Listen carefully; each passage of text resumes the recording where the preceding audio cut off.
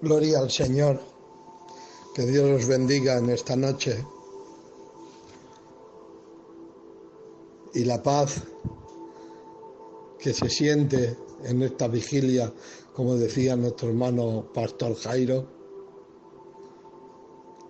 siga bendiciendo vuestra vida y también la mía. Que Dios os bendiga en esta noche conforme la necesidad que tenemos, porque tenemos mucha necesidad. Hoy es necesario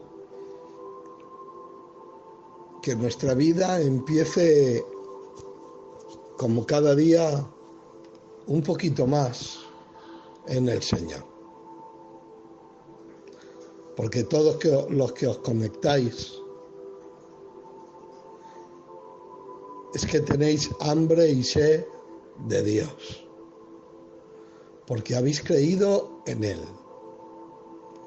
porque habéis recibido su palabra, porque entendéis que Él es un Dios perdonador, que lo ha dado todo por nosotros. Y qué bien escuchar al Jairo de esa manera que nos expone el Evangelio, el comportamiento de Dios para con nosotros. Es increíble que aunque en un fuego lo negó, luego Cristo en la orilla es capaz de prepararle un pez y una torta en el fuego, preocupándose si habían comido. Ese es nuestro Dios, porque es nuestro Padre. Y me hacía pensar, yo recuerdo cuando era pequeño, un niño, y a lo mejor hacía algo malo, y mi mamá pues me reñía, me pegaba y salía llorando con lágrimas, mocos porque había hecho algo malo. Pero aunque había hecho algo malo, me cogía, me lavaba la cara y me secaba las lágrimas. Aunque había hecho algo malo, se preocupaba porque estaba llorando. Vosotros, como padres, nosotros, aun siendo malos, somos capaces de hacer eso con nuestros hijos. Nuestro Padre bueno, que aunque hayamos hecho algo malo, es capaz de secar nuestras lágrimas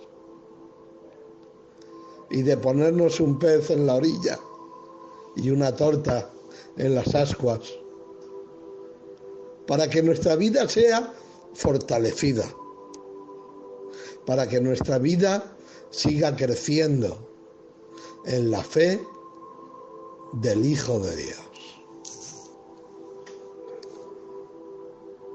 Vamos a leer la palabra del Señor. Quisiera compartir con vosotros un sentir.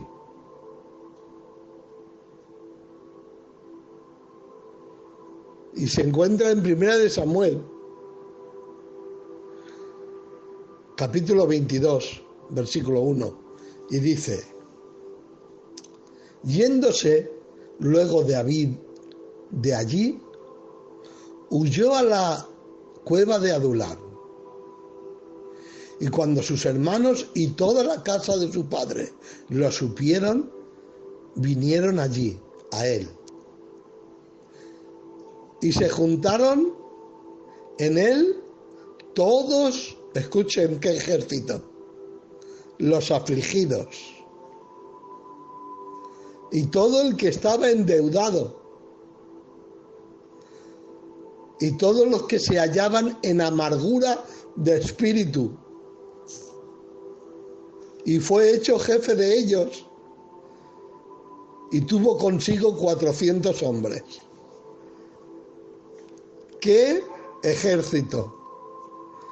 Afligidos, endeudados y amargados. Y todo empezó en el capítulo 16, cuando Dios le dice a Samuel: hombre, ya vale, no llores más por Saúl. Lo he desechado yo para que no reine sobre mi pueblo. Anda, sécate las lágrimas ya, no llores más. Llena tu cuerno de aceite y ven. Primeramente le dice: ven y te enviaré. No puede enviarnos Dios a ningún sitio si primeramente no venimos a Él. No podemos ir a ningún sitio ni realizar nada si no venimos a sus pies. Porque Él es fuego consumidor. Pero ¿saben para quién es fuego consumidor?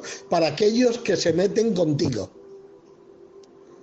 Cuando hay algún demonio que quiere meterse contigo, Dios es un fuego consumidor que deshace toda piedra. Pero hay un fuego que arde en tu corazón, producido por el Espíritu Santo. Y le dice: yo me he provisto de Isaí de Belén, de sus hijos, me he provisto rey. ¿Y quién le iba a decir que el llamamiento de Dios a David iba a producirle tantas persecuciones? ¿Quién le iba a decir a David que Dios le había llamado para ser rey y que eso le produciría que Saúl tuviera celos de él? ¿Quién le iba a decir a él que vencer a Goliat y cortarle la cabeza con ese poder y con esa gloria iba a producir odio en Saúl y persecución en su vida? ¿Quién le iba a decir a él que habiendo destruido a los amalecitas y a todos los ismaelitas, que tenía que esconderse en el bosque esperando a Jonatán una señal para que le dijera: márchate, huye, porque Saúl quiere matarte? El que Dios le llamara produjo un estado alrededor suyo de consecuencias de que el enemigo, cuando se entera que entras dentro del proyecto de Dios, cuando entras dentro de ese proyecto de Dios, se levantan problemas contra tu persona. Y tú y yo podemos decir que somos bienaventurados. Podemos decir que la realidad es esta: es que, Señor, no sé, que no hemos sufrido. Que para nosotros decir soy un hijo de Dios es una bendición, y no hay adversidad, no hemos sufrido. No sé si dar las gracias a Dios por ello o sentirnos de menos. Cuando un hombre turbado gobierna Israel, cuando un hombre poseído gobierna Israel, cuando un hombre que solamente producía familias llenas de afligimiento, que endeudaba al pueblo, que los amargaba en su vida, tienen que ir buscando a hombres y mujeres llenos de gloria, Y eso es lo que hacemos en estas circunstancias. A veces tenemos mucho afligimiento y estamos rodeados de problemas, pero sin embargo buscamos el maná del cielo que sacia nuestra vida, y eso solamente viene de las manos de Dios. Y Dios va buscando hombres y mujeres que por encima de ser afligidos y que están endeudados y que tienen amargura de espíritu, van buscando la gloria de Dios. Y dice en Mateo 10, en el versículo 7, predicad diciendo, el reino de los cielos se ha acercado. Eso le decía Cristo a sus discípulos. Y dice, id y sanad enfermos, limpiad leprosos, resucitad muertos, echad fuera demonios. De gracia recibisteis, dar de gracias. Cuando vino el Evangelio a nuestra vida, muchos de nosotros estábamos enfermos, muchos de nosotros estábamos poseídos, muchos de nosotros estábamos muertos. Y el Evangelio ha limpiado de demonios las almas y hemos recibido de gracia. Dios está buscando un ejército que, aunque están afligidos, endeudados y amargados, el Evangelio es capaz de sanarnos, de limpiarnos, de resucitarnos, de sacar de nuestra vida todo lo que nos atormenta. Y hoy en día debemos de dar gracias a Dios por la gracia recibida. Somos bienaventurados de haber podido recibir el Evangelio de liberación a nuestra vida. Y hoy podemos decir, Dios nos sanó. Miren, afligido es estar molesto, tener sufrimiento físico, o sea, enfermedad, estar angustiados moralmente, o sea, depresivos. Y hay a veces que estamos depresivos, sin ilusiones, sufriendo. Endeudado es, aparte de la deuda económica que podamos tener, es estar endeudado con nuestros pecados que no nos deja ser libres. Pero Él pagándolo todo, levantando el embargo de nuestra vida, habiendo pagadolo todo en la cruz y derramando su sangre por nosotros, levantó la deuda que teníamos. Hoy somos libertados en Cristo. Amargura de espíritu es estar resentido con el mundo. Es tener una actitud rechazando la sociedad y mi vida. Pero el Espíritu Santo, cuando se enteró el pueblo de que David estaba en la cueva de Adulán, los mismos hermanos que le rechazaron cuando venció a Goliat, se dieron cuenta de que no era cualquier persona David, era el ungido, era el llamado. Y tenemos que reconocer de que Cristo ha vencido y nos ha dado la libertad en nuestras manos. Y nosotros que somos afligidos, endeudados y amargados y depresivos, somos liberados en Cristo. Él nos ha hecho libres en el nombre de Jesucristo. Y ahora, sabiendo Jesús la sociedad en que vivimos, porque el Evangelio o la palabra de Dios está escrita desde hace miles de años, hoy en día la palabra de Dios está viva y es actual. Y en el capítulo 10 del mismo libro que estábamos hablando de Mateo, en el versículo 16, les dice a sus discípulos: he aquí, yo os envío como ovejas en medio de lobos.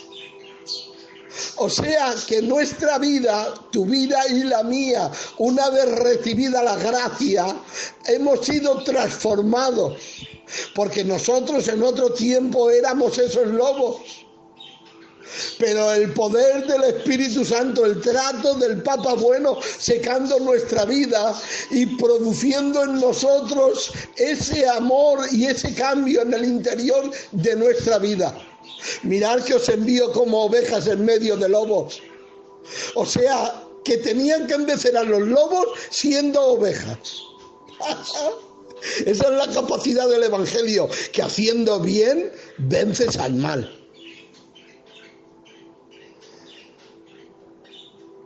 Y ahora dice: sed pues, ya que sois ovejas y tenéis que vencer a lobos, sed pues prudentes como serpientes y sencillo como paloma. Guardaos de los hombres, de los lobos,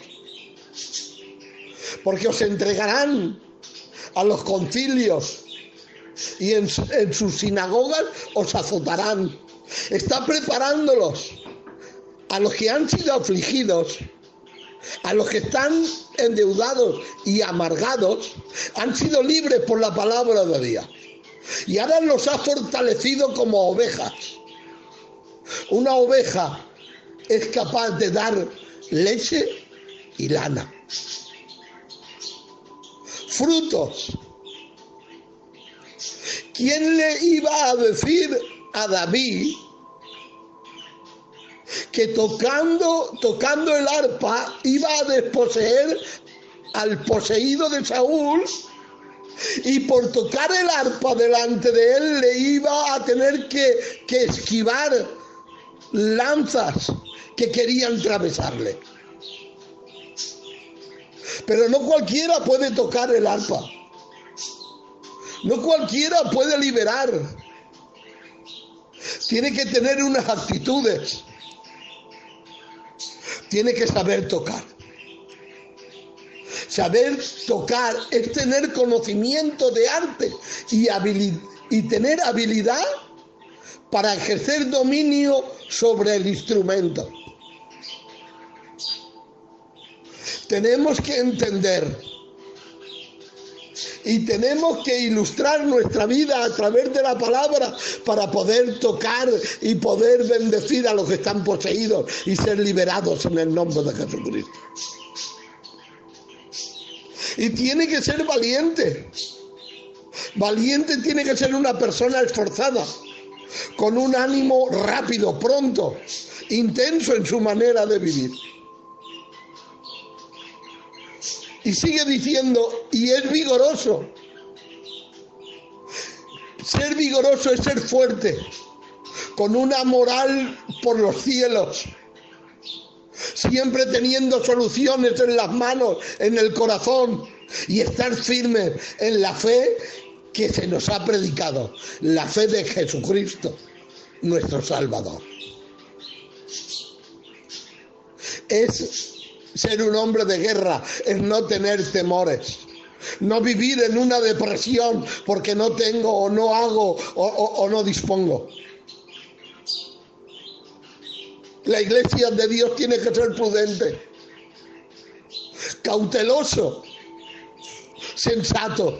La iglesia de Dios, qué miedo me dan, hermanos, aquellos hombres o mujeres cuando te dicen: ay, yo soy muy sincero, yo lo que siento lo digo. Qué miedo me dan los que son alocados, los que no miran a los hermanos, las hermanas y sueltan su lengua. Hay que ser prudentes para no hacer daño a nadie. Hay que tener la palabra de Dios en el corazón para bendecir y no maldecir. Y dice la palabra que el que tocaba el arpa era hermoso. Hermoso es grande, abundante, agradable. Y para reunir todas estos seis puntos, tiene que haber un punto incondicional, imprescindible, que Jehová está con él. Si Dios no está en la iglesia, no hay iglesia. Si Dios no está con nosotros, no podemos decir que somos hijos de Dios. Miren, Romanos es uno de los libros un poco más difíciles. Y en Romanos 8 dice, ahora pues ninguna condenación hay para los que están en Cristo Jesús. Los que no andan conforme a la carne, sino conforme al Espíritu. Pablo inicia una descripción de la vida en el Espíritu. Primero quiere declarar que el Espíritu Santo asegura la victoria. Y cuando asegura la victoria, en esa victoria hace posible una santidad. Por eso, cuando hay victoria, son los que andan conforme al Espíritu y no conforme a la carne. Él nos ha liberado de todas nuestras depresiones, de todas nuestras deudas con el pecado. Y sigue diciendo, porque la ley, escuchen este versículo que me encanta, porque la ley del Espíritu de vida, hay una ley, así como la ley el Espíritu de la ley produce muerte, dice, porque la ley del Espíritu de vida en Cristo Jesús me ha librado de la ley del pecado y de la muerte. O sea que los que viven en la victoria que el Espíritu Santo produce y hace posible la santidad, esa ley de vida en Cristo Jesús me libera de todo pecado y de toda muerte. ¿De qué forma opera el Espíritu de vida? El Espíritu Santo en nuestras vidas rompe, quebranta el dominio de la antigua ley de pecado y de su muerte. Cuando Cristo vino a nuestra vida, ¿recordáis? Cuando vino el Espíritu Santo por primera vez a vuestra vida, cuando oraron los siervos de Dios por vosotros, cuando recibisteis a Cristo en vuestra vida, ¿podéis recordar? Es el día más feliz que un hijo de Dios, digo que un hijo de Dios pueda tener. El día que Dios pagó todo por nosotros y levantó el acta de deuda con el enemigo. Vino el Espíritu Santo a vivir, a romper todo yugo de esclavitud y empezó a limpiar nuestra vida y empezó a adornar nuestro corazón.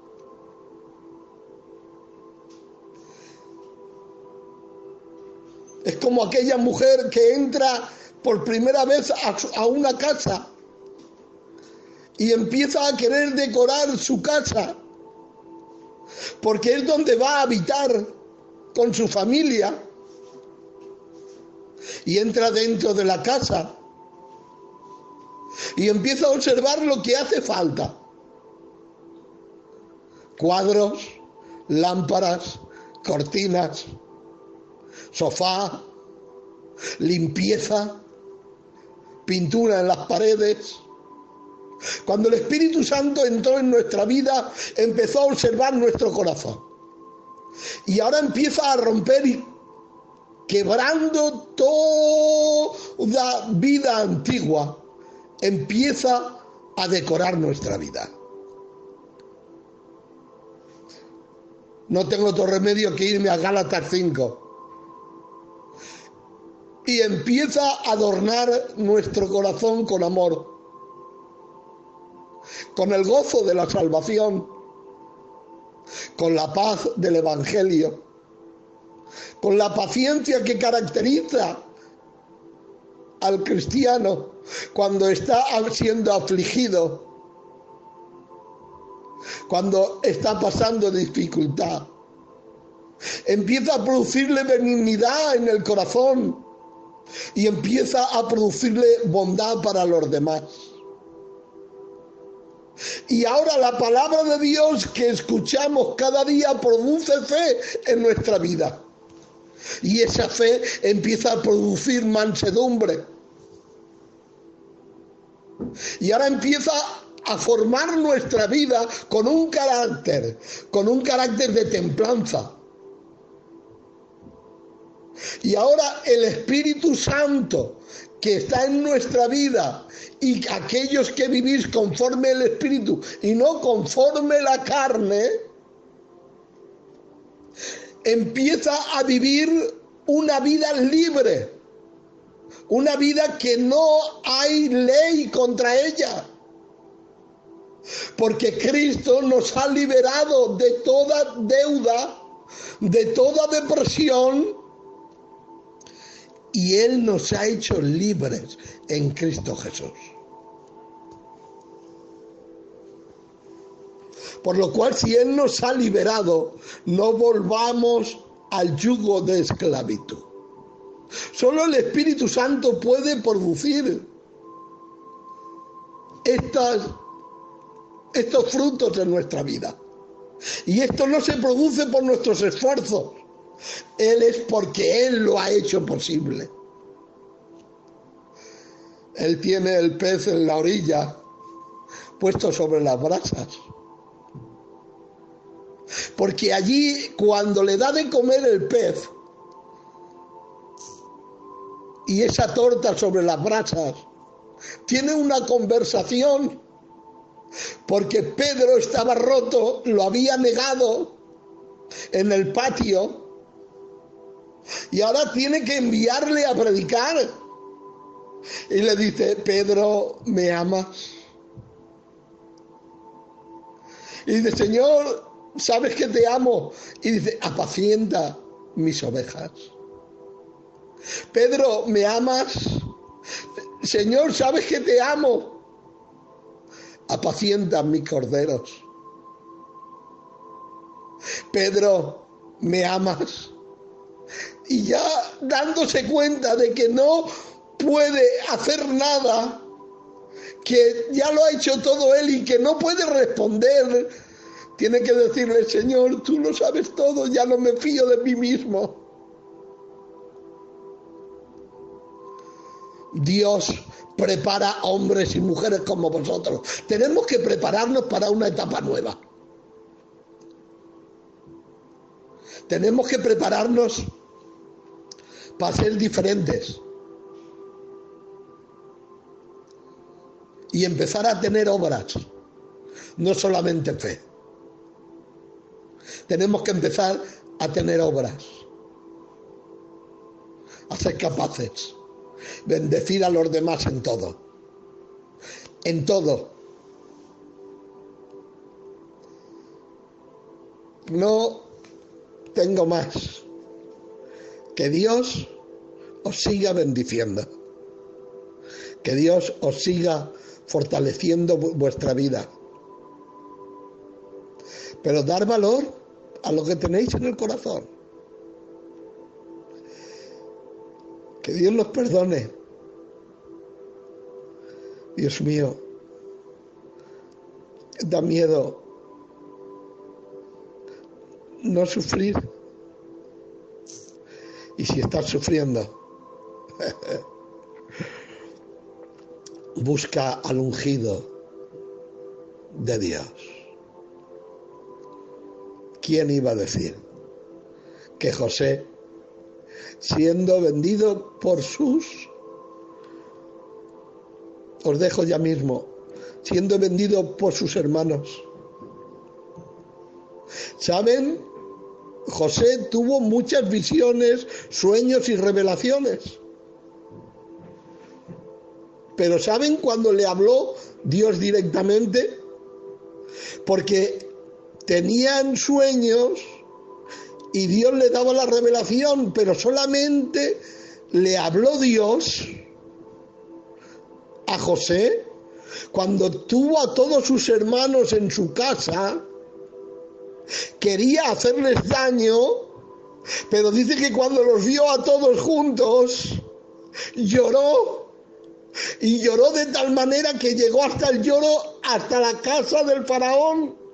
Y cuando lloró arrepintiéndose de lo que tenía en el corazón, que quería vengarse, entonces Dios le dijo: no han sido ellos, he sido yo que te he mandado allí a Egipto para darles provisiones a mi pueblo. Entonces Dios le habla y entonces cae de su corazón ese propósito que tenía para con sus hermanos, porque le estaba comiendo. Hasta que no lloremos, hasta que no nos demos cuenta, hasta que Dios no nos forme, no seremos capaces de escuchar su voz. Que Dios os bendiga. Que Dios bendiga a nuestro pastor Jairo. Que Dios os guarde. Pasar buena noche y que Dios guarde vuestra vida. Y si viniera Cristo en esta noche, que se acuerde de nosotros. Que Dios os bendiga. Te dejo el micro, Jairo. Buenas noches.